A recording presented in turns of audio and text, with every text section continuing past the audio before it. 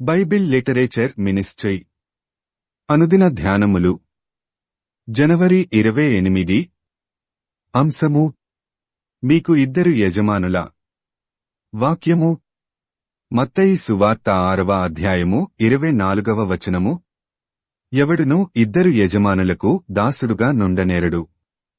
అతడు ఒకని ద్వేషించి యొకని ప్రేమించును, లేదా యొకని పక్షముగా నుండి యొకని తృణీకరించును. మీరు దేవునికిని సిరికిని దాసులుగా నుండనేరరు. ప్రభువునందు ప్రియులారా, నేటి వాక్యమును ధ్యానించుకుందాము. ఈ లోకములో డబ్బు లేకపోతే బ్రతకలేము అన్నది ప్రతి ఒక్కరి భావన. డబ్బుని ప్రేమించని వారు ఎవరూ ఉండరు. డబ్బు కోసం ఏం చేయడానికైనా వెనుకాడరు. డబ్బు అనేది బంధాలను వేరు చేస్తుంది. డబ్బు కోసం మనుష్యులనే కాదు, దేవుణ్ణి కూడా మోసం చేస్తారు.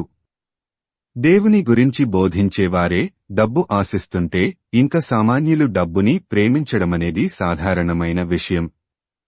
అనేకమంది ధనమును ప్రేమిస్తూనే దేవుణ్ణి ప్రేమించాలని అనుకుంటారు. అదెన్నటికినీ సాధ్యం కాదు. ధనమును ప్రేమించేవారు మాత్రమే తమ అవసరాలకు ధనము సంపాదించాలనుకుంటారు. దేవుణ్ణి ప్రేమించేవారు తమ అవసరాలన్నిటికీ దేవునిపై ఆధారపడతారు. నీవు ఎంత నీతిమంతుడవైనా సరే ధనమును ప్రేమిస్తున్నట్లయితే దేవుణ్ణి ప్రేమించలేవు. ఒక ధనవంతుడైన యవ్వనస్థుడు యేసు ప్రభువు దగ్గరకు వచ్చి నిత్యజీవమునకు వారసుడనగుటకు నేనేమి చేయవలెనని అడిగినప్పుడు దేవుని ఆజ్ఞలను పాటించమని చెప్తాడు యేసు ప్రభువు. అప్పుడు ఆ యవ్వనస్థుడు చిన్ననాటి నుండి నేను ఆజ్ఞలన్నీ పాటిస్తున్నానని యేసుతో అన్నప్పుడు ఆయన నీ ఆస్తిని అమ్మి పేదలకిచ్చి నన్ను వెంబడించుమని చెప్తాడు. ఆ యవ్వనస్థుడు మిగుల ధనము కలిగి ధనమును ప్రేమిస్తున్నందువల్ల యేసు చెప్పిన మాటలు అతనికి రుచించక వ్యసనపడుతూ వెళ్లిపోతాడు. నిత్యజీవమునకు వారసుడు కాలేకపోవడానికి అతని ధనము అతనిని ఆటంకపరచింది. అందుకే ధనవంతుడు దేవుని రాజ్యములో ప్రవేశించుట కంటే సూదిబెజ్జములో ఒంటె దూరుట సులభము అని లూకా 18:25లో యేసు ప్రభువు చెప్పాడు. మనము కూడా అంతే. మనకున్న ధనాపేక్ష దేవుణ్ణి వెంబడించేలా చేయదు. దేవుణ్ణి హృదయపూర్వకంగా నమ్మలేని వారు మాత్రమే ధనమును ఆశ్రయిస్తారు. ధనమును ఆశ్రయించిన వారికి పరలోకరాజ్యములో ప్రవేశము ఉండదు.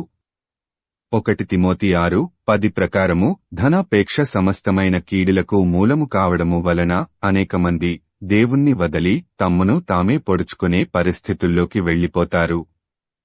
విశ్వాసులు సైతం తమ విశ్వాసాన్ని వదిలేస్తారు. ఈ లోకంలో మనం జీవించినంతకాలము దేవుని మీదనే ఆధారపడి జీవించాలని దేవుడు కోరుకుంటున్నాడు. అయితే సాతాను మనల్ని దేవునికి దూరపరచాలన్న ఉద్దేశ్యంతో దేవుణ్ణి కాక ధనముని ఆశ్రయించులాగున మనల్ని ప్రేరేపిస్తుంది. మన అవసరాలన్నీ తీర్చుకోవడానికి ధనము కూర్చుకోమని ప్రేరేపిస్తుంది.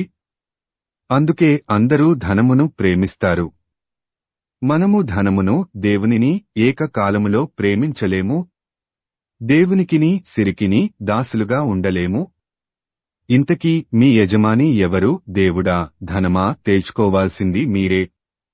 ప్రార్థించుకుందాము. ప్రభువా, మేము ఈ లోకల్లో ఉన్నంతకాలము ధనము మీద ఆధారపడకుండా జీవించేలాగున సహాయం దయచేయుమయ్యా.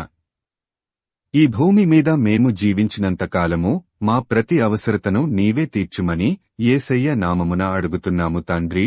ఆమేన్. ప్రభువునందు ప్రియులారా, మార్కు సువార్త 16వ అధ్యాయము 15వ వచనములో మీరు సర్వలోకమునకు వెళ్లి సర్వసృష్టికి సువార్త ప్రకటించుడి అని యేసు ప్రభువు చెప్పాడు. కాబట్టి సువార్తను ప్రకటించడంలో భాగంగా ఈ వాక్యమును మీ స్నేహితులు, బంధువులకు షేర్ చేయమని ప్రభువు నామమున కోరుతున్నాను. దేవుడు మిమ్మును దీవించునుగాక.